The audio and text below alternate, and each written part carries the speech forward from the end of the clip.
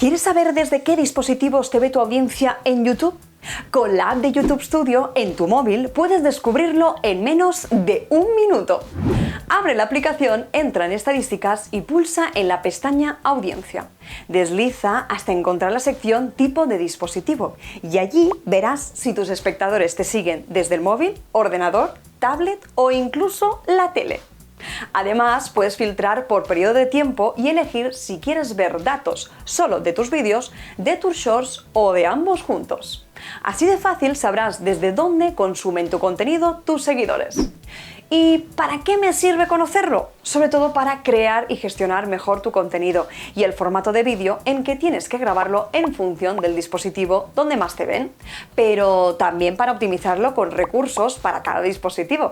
Por ejemplo, YouTube está continuamente lanzando nuevas aplicaciones de inteligencia artificial para los shorts que puedes consultar en la playlist que enlazo en la descripción de este vídeo y que vamos actualizando con las novedades.